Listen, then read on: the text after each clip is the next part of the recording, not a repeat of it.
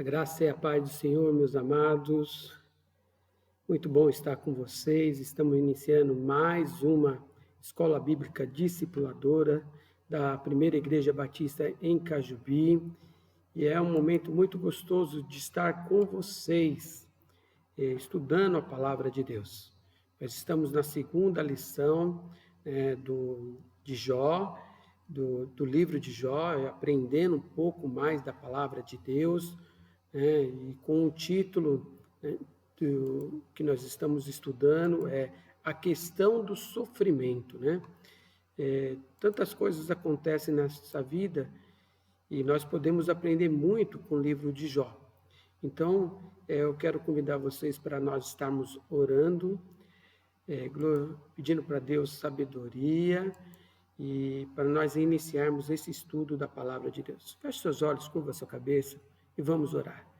Grandioso Deus, Pai de amor, Pai querido, louvamos e glorificamos o Teu nome, Pai, em todos os momentos da nossa vida. Pedimos a Tua sabedoria, o Teu entendimento. Deus, fala conosco através dessa lição, Senhor, através dessa palavra, desse estudo, que nós possamos aprender, compreender, Senhor, e praticar a Tua palavra. Que Teu Espírito Santo possa agir nos nossos corações, Pai. Usa a minha vida, em nome do Senhor Jesus. Amém. Amém, meus amados? Então, nós estamos estudando o livro de Jó. E o tema do nosso estudo de hoje é a questão do sofrimento, E nós podemos ver alguns objetivos desse estudo de hoje, O primeiro objetivo é entender que o sofrimento faz parte da vida cristã. O que fazer?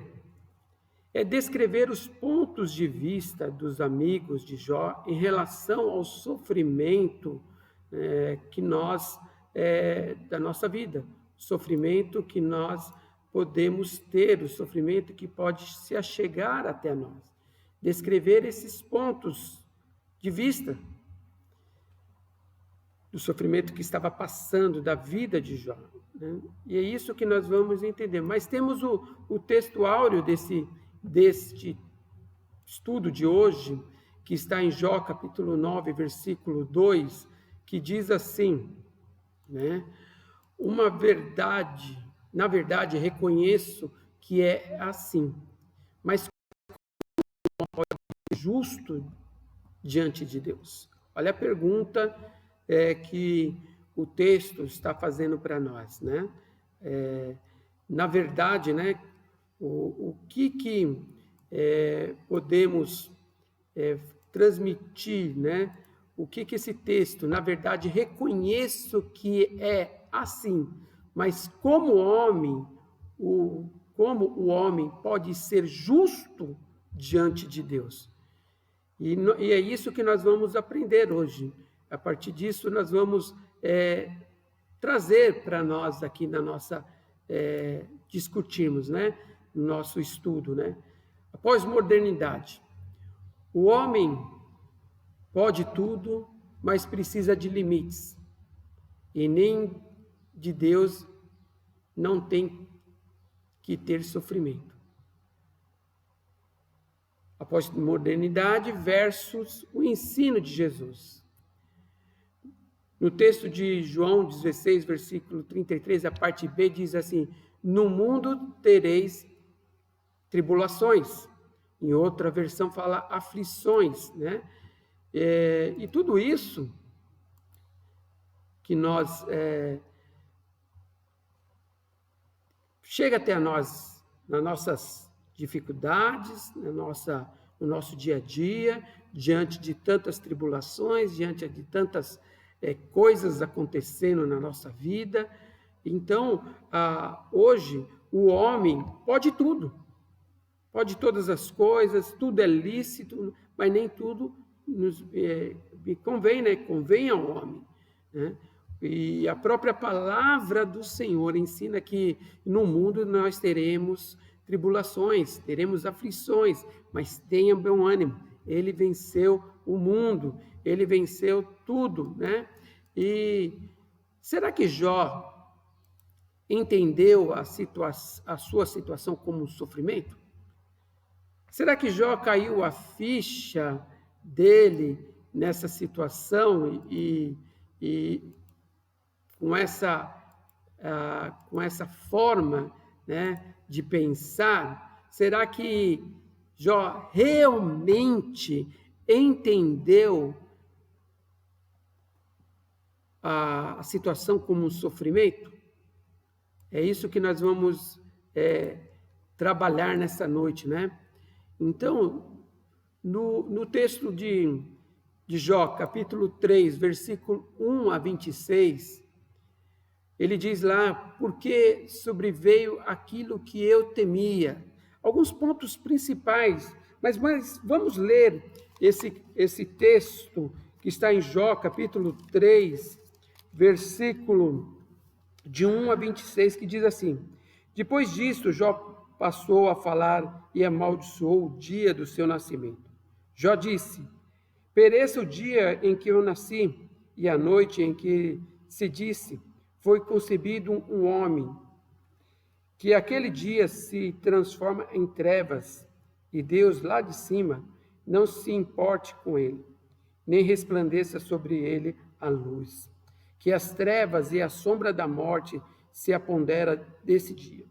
Que uma nuvem habite sobre ele, e que tudo o que pode escurecer o dia e o espante. Aquela noite que dela se apoderam, e das trevas, que ela não se alegre entre os dias do ano, nem entre na conta dos meses. Sim, que seja estéril aquela noite, e dela seja banidos os gritos de alegria. Amaldiçoa aquele que sabe amaldiçoar o dia e sabe instigar o Leviatã.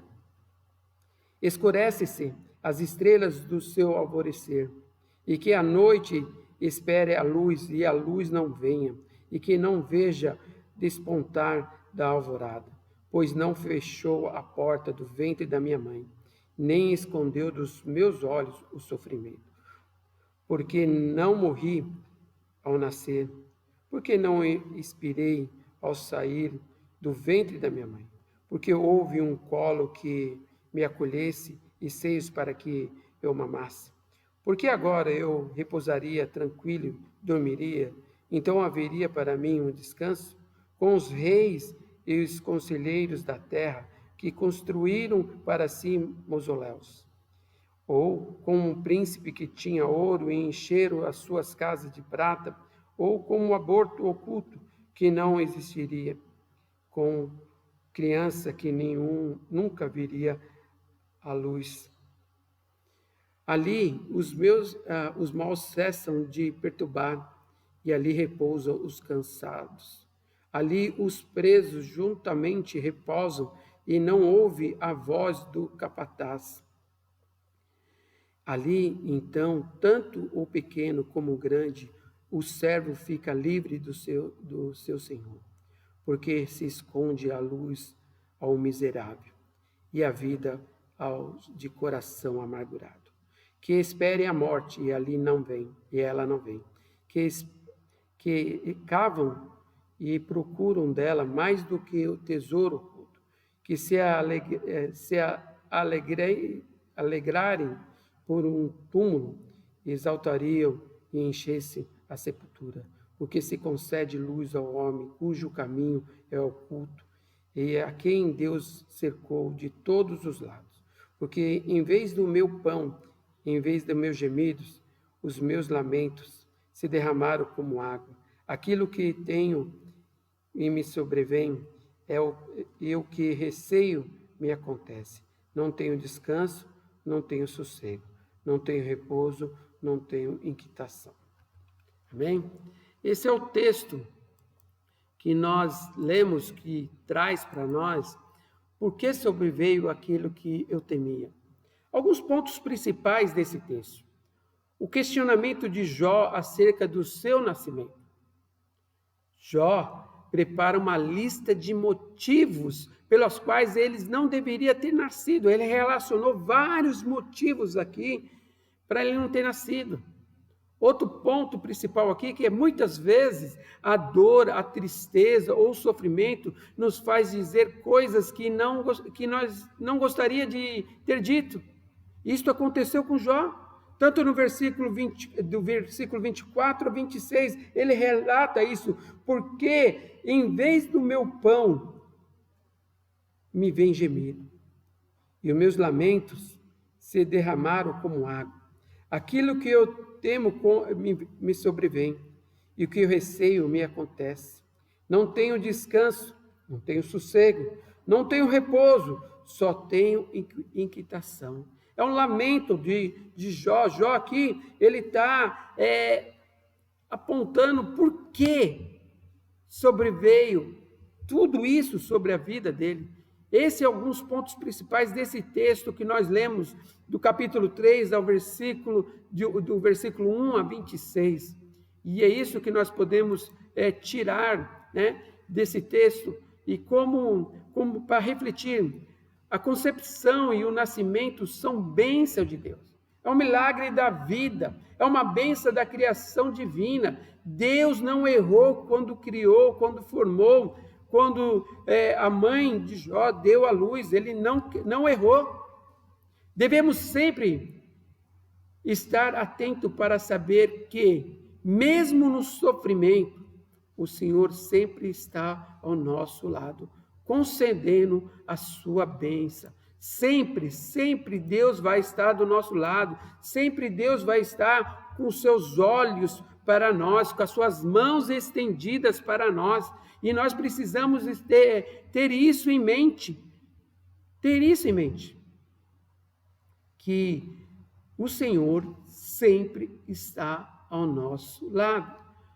Por isso que nós precisamos refletir que muitas vezes, quando as tribulações chegam até nós, quando algumas questões difíceis chegam até nós achamos que Deus nos abandonou, que Deus nos largou. Não, pelo contrário, Deus sempre vai estar ali do nosso lado, sempre presente. E é isso que esse texto traz para nós refletirmos isso, né? Agora nós vamos para outro texto que está lá de Jó, capítulo 4, né? Vai do versículo 8, do 5 a 8 e 11. Capítulo 4, versículo 5, que diz assim: mas agora, quando chega a sua vez, você perde a paciência ao ser atingido? Você fica apavorado? Agora, olha o que ele fala no versículo 8.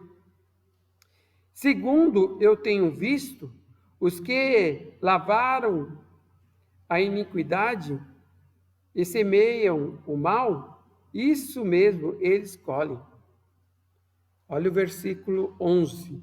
O leão morre, porque não há pressa, e os filhos da leoa andam dispersos. Aqui são 3 pontos principais que dá para tirar desse texto: a solidariedade, a fala dos amigos. Os amigos de Jó apontam algumas coisas nesse texto, e desse texto nós podemos tirar 3 pontos principais. 3 dos amigos de Jó, ao tomarem conhecimento da situação do amigo, resolveram visitar Jó, conforme está lá, Jó capítulo 2, versículo 11, né? Que diz assim: quando 3 amigos de Jó ouviram que todos esses mal havia caído sobre ele, vieram cada um do seu lugar. Ele faz o temita, Bildade, o suíta, Zoar, o moamita, e tinha combinado de ir junto com o herdeiro dele consolá-lo, né? Então, os 3 amigos resolveram ir e chegar até Jó, conversar com Jó, fazendo uma visita para Jó. E aí ele apresenta-se para Jó. E o que E o que eles encontraram? Qual foi a surpresa dos amigos de Jó quando encontraram um homem jogado à cinza, em isolamento, em ruína? A aparência de Jó ficava irreconhecível. A fisionomia de Jó era irreconhecível. Jó estava acabado, estava muito... essa situação tinha afetado muito Jó. E os amigos de Jó apontaram isso para ele, né? Mostraram isso para ele. E aí a gente pode fazer uma... qual foi a palavra abençoadora que você proferiu? Talvez você teve na sua vida, já visitou alguém que estava passando por um momento extremamente difícil, com uma necessidade difícil. E qual foi a palavra abençoadora que você proferiu ao seu amigo? Eu queria que você refletisse, eu queria que você pensasse, né, sobre isso. Muitas vezes nós vamos visitar alguns entes queridos, algumas pessoas que estão com dificuldades, mas qual é a palavra abençoadora que você proferiu a essa pessoa? Qual foi a palavra abençoadora que você proferiu?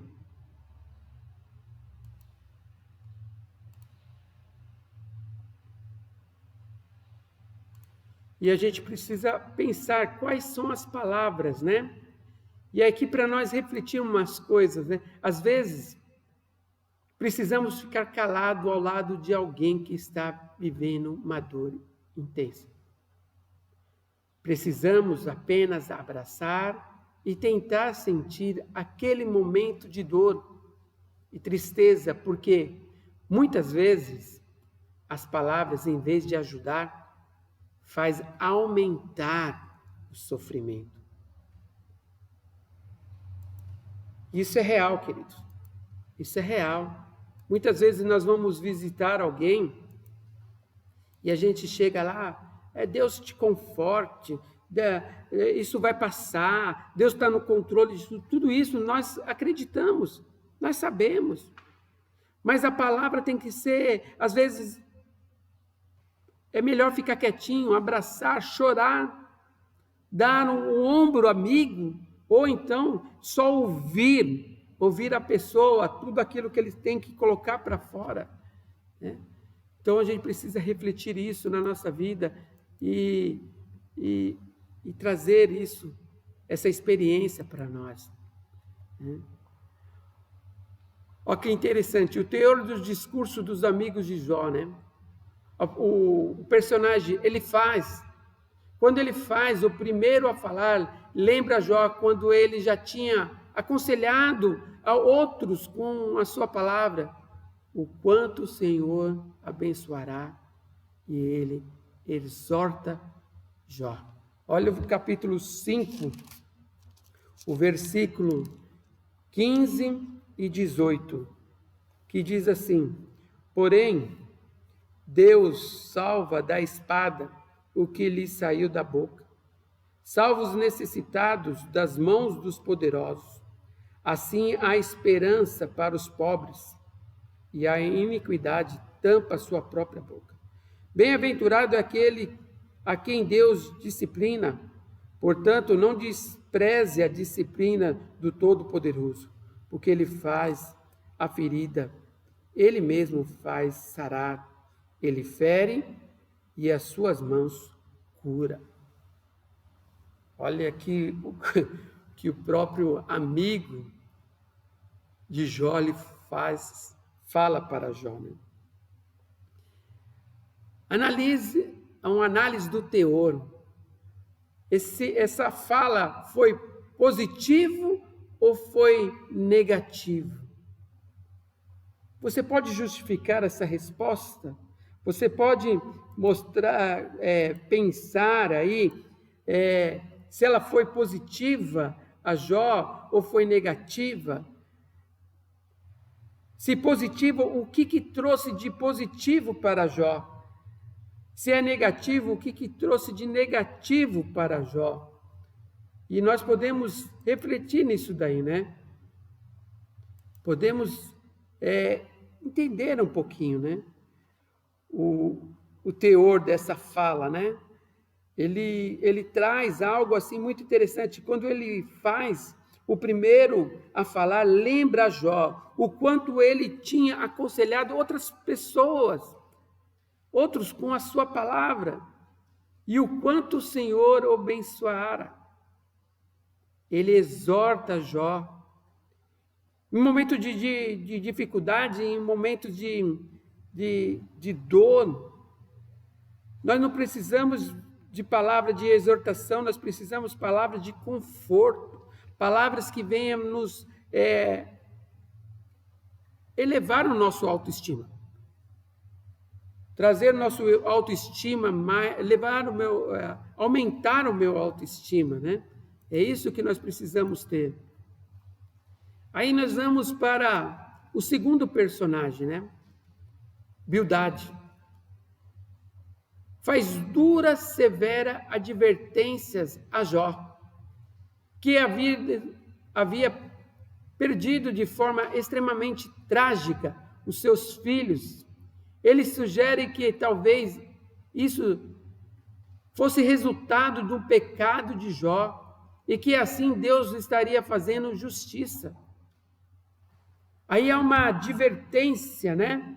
Há uma advertência de Bildade. Bildade dá essa advertência que está no capítulo 8 de Jó, versículo de 1 a 6, que diz assim: Então Bildade, o suíta, tomou a palavra e disse: Até quando você falará essas coisas? Até quando as palavras da sua boca será como um vento impetuoso? Será que Deus perverteria o direito? Será que o Todo-Poderoso perverteria a justiça? Se os seus filhos pecaram contra ele, também ele os entregou ao poder de transgressão que cometeram. Mas, se você buscar a Deus e pedir misericórdia ao Todo-Poderoso, se você for puro e reto, ele, sem demora, despertará para ajudá-lo e restaurará a justiça da sua morada. Uma análise do teor aqui: qual foi o erro que Bildade cometeu no seu discurso? Aqui o texto está falando que o amigo de Jó, Bildade, está falando que tudo isso que estava acontecendo na vida, né, foi por causa de um pecado dos filhos, né? Até quando você falará essas coisas? Até quando a palavra da sua boca serão como um vento impetuoso? Se os seus filhos pecaram contra ele, também ele entregou o poder da transgressão que cometeram. Se você for puro e reto. Eles fazem uma dura e severa advertência a Jó. E ele sugere que talvez isso fosse um resultado de pecado de Jó, do pecado cometido pelo Jó. E isso traz algumas coisas para nós refletirmos. Precisamos dizer a verdade, todavia. É importante buscar a orientação do Senhor antes de fazermos certas afirmações. Todo cuidado nunca é pouco quando falamos em nome do Senhor. Precisamos tomar cuidado, sim. Precisamos ter cuidado na hora de falar, porque muitas vezes nós usamos o nome do Senhor, o nome do Todo-Poderoso, e precisamos sempre dizer a verdade. a pessoa, mas com cuidado. Buscar orientação no Senhor, buscar orar ao Senhor, pedir discernimento ao Senhor antes de agir. Não, agir com amor. Agir com amor. Por isso que o texto passa para nós, refletimos isso, precisamos sempre dizer a verdade. Todavia, é importante buscar a orientação do Senhor antes de fazer certas afirmações, antes de apontar o dedo, precisamos fazer essas afirmações. Aí vem o terceiro amigo de Jó, o personagem Zofar. E ele pronuncia algumas palavras que foram maldosas, ofensivas, condenatórias. Chamou o amigo de tagarela. Ele entendia que o sofrimento de Jó era uma consequência do seu pecado e não de uma permissão do Senhor.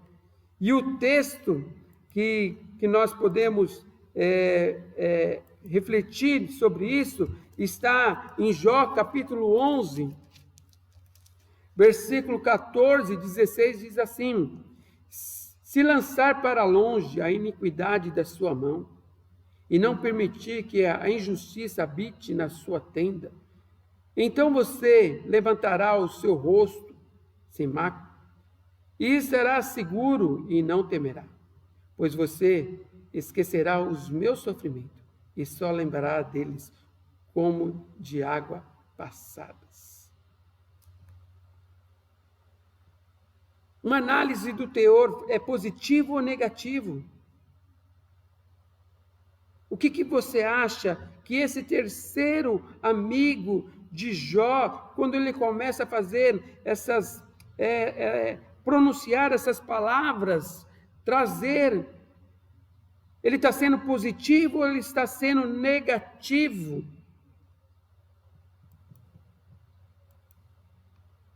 E aí a gente pode entender algumas coisas que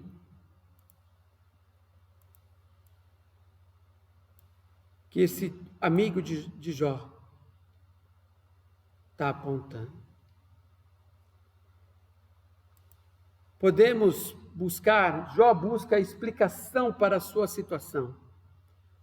O capítulo de Jó 6 e 7, ele mostra isso para nós. E os pontos principais desse texto, Jó busca explicação para a sua situação. Jó em contenda com Deus, está lá em Jó capítulo 7. Jó busca resposta para o seu estado de saúde e conclui destacando a sua misericórdia no Senhor. Está lá em Jó capítulo 7, versículo 17 a 21. Já no texto de Jó, capítulo 12 ao 14, há uma confiança e a oração de Jó. Jó se defende das acusações dos seus amigos, defende da sua integridade e demonstra que o melhor conselho é calar diante da magnitude do Senhor. Diante da situação que Jó está vivendo, era melhor ele ficar calado. E é isso que acontece, tem muitas vezes que a melhor coisa é ficar calado, deixar o tempo de Deus, esperar em Deus, esperar que Deus age na vida, na minha vida, na sua vida. O choro pode durar a noite toda, mas a alegria vem pela manhã. Havia uma confiança no fundo do coração de Jó. Jó confiava em Deus. Em todas essas situações, Jó sabia que Deus tinha algo para a vida dele. E algumas coisas para os nossos dias atuais. Um alerta para nós. O Senhor sempre é bondoso.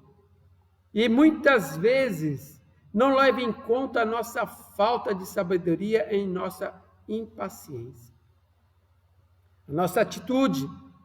Devemos dirigir ao Senhor e reconhecer e pedir a sua orientação para tudo e para todas as nossas palavras nas horas e nos momentos certos.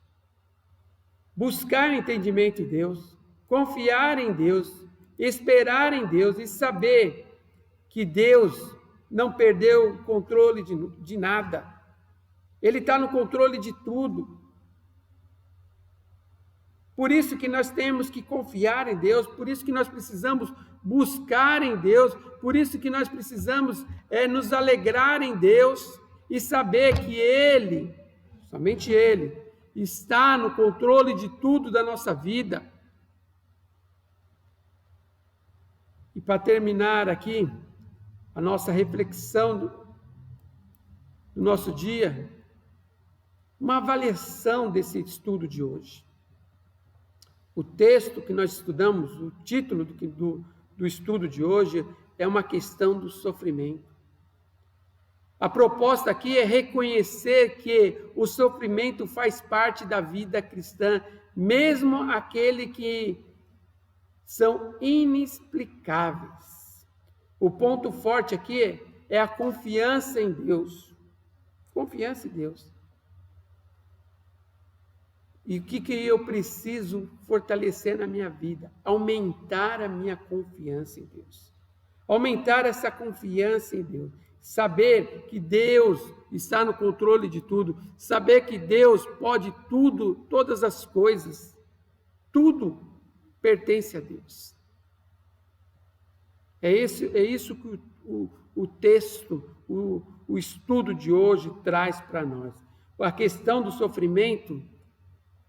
Todos nós vamos passar tribulações. Todos nós. Nós vamos ter dias bons, dias ruins. Mas nós precisamos saber que Deus está no controle de tudo e de todos, de todas as coisas na nossa vida. Amém? Que Deus abençoe muito a sua vida, que você possa refletir muito nesse estudo de hoje que nós aprendemos sobre Jó. Fica na paz, que Deus abençoe cada um de vocês, em nome de Jesus.